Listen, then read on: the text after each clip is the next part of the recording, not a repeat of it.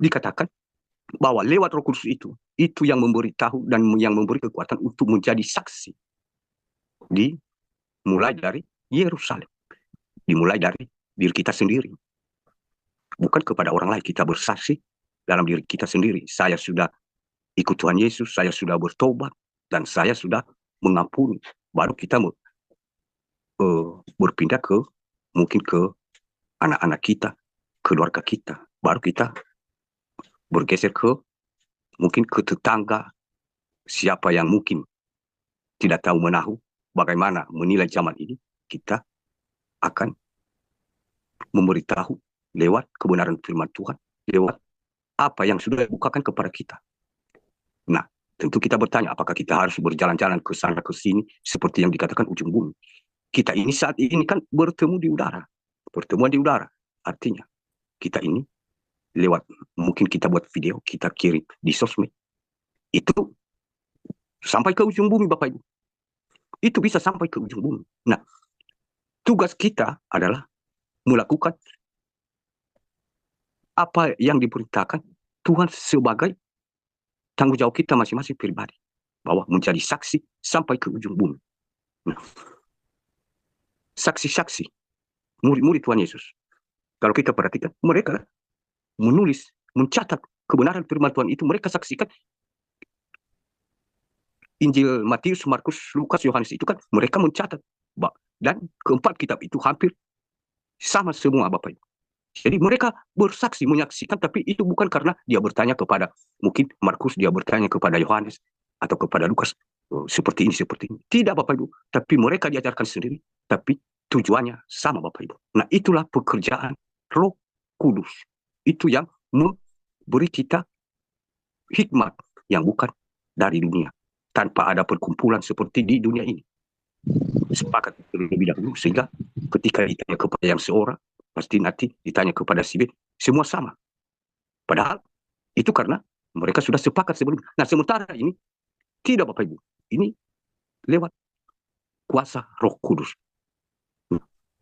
Lewat kuasa Roh Kudus mereka saksikan, menulis firman Tuhan ini. Sampai saat ini, Bapak Ibu, seluruh dunia akan mengetahui kebenaran itu. Itu menjadi saksi. Nah, kita bertanya, menjadi saksi itu apakah hanya diam? Kerajaan surga tidak tercipta dengan kuasa, bukan hanya dengan kata-kata dan berdiam saja.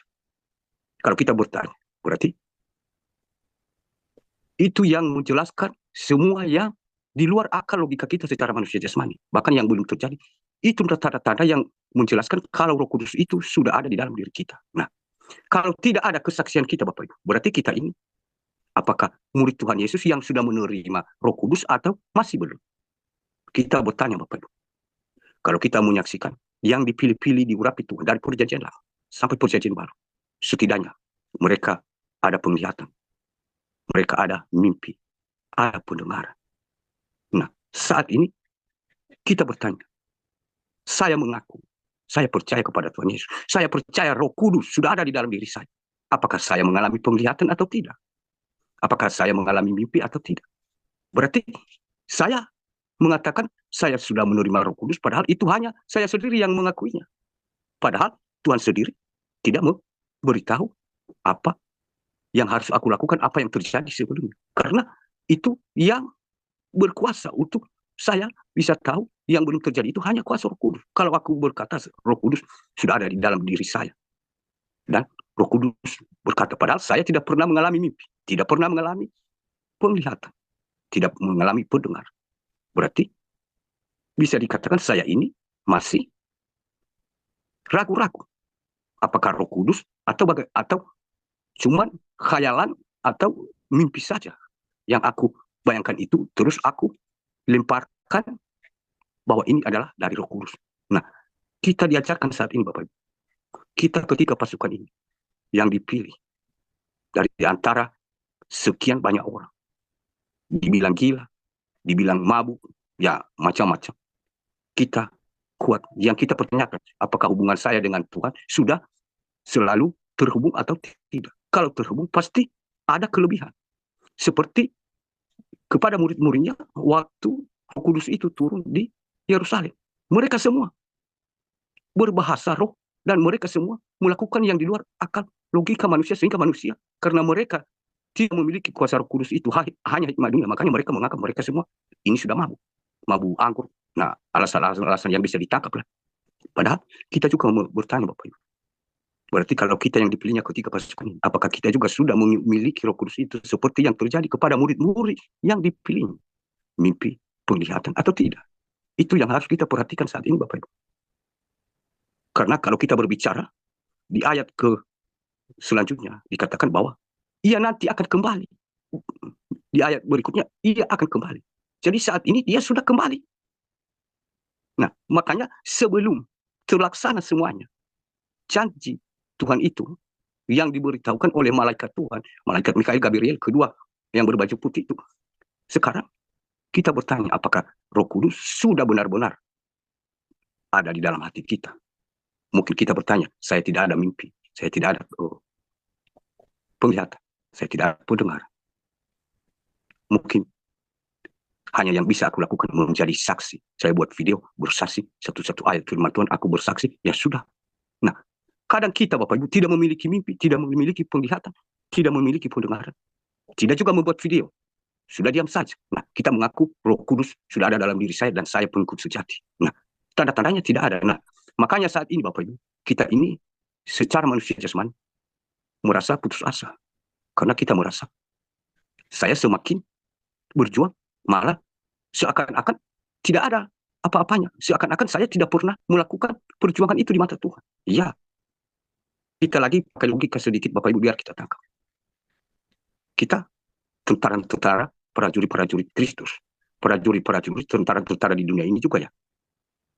Kalau kita bayangkan perbandingan ya, hanya perbedaan prajurit Tuhan dan prajurit dunia. Nah, coba kalau ada perang,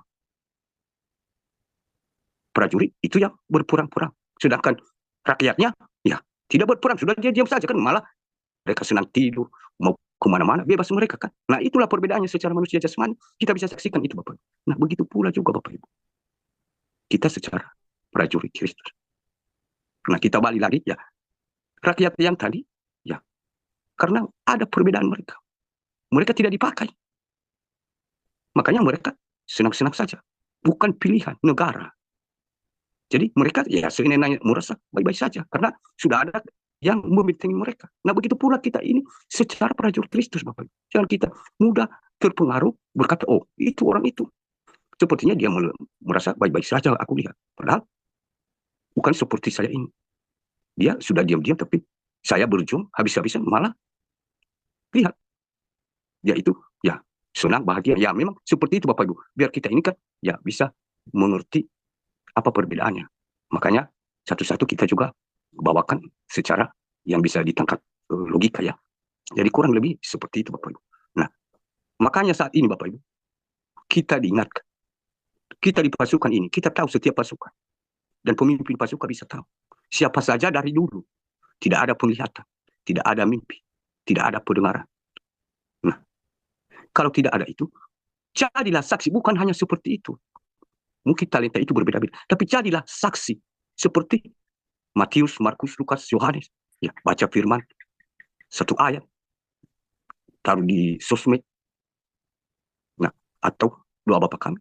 Itu suatu saksi. Nah, kalau saat ini, semua tidak ada. Kita diam saja. Terus saya berkata, ya, saya bertanya-tanya, apalagi?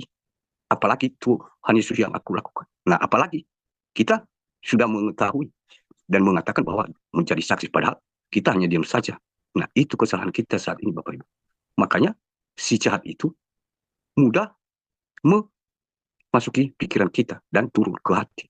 Karena kita hanya diam. Kalau kita perhatikan, bahkan dikatakan di kebenaran firman Tuhan, di Matius, Markus, Lukas, ketika kita diperhadapkan ke hadapan pemuka agama dan pemerintah-pemerintah.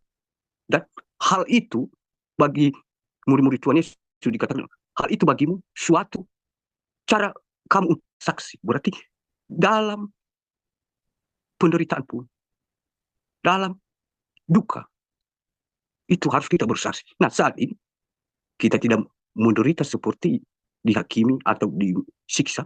Nah, kita sudah diam saja, tapi kita berkata, saya ini murid-murid Tuhan Yesus, saya ini punya Roh Kudus, saya ini saksi di Yerusalem dari diri saya sendiri dan kepada orang luar lewat video.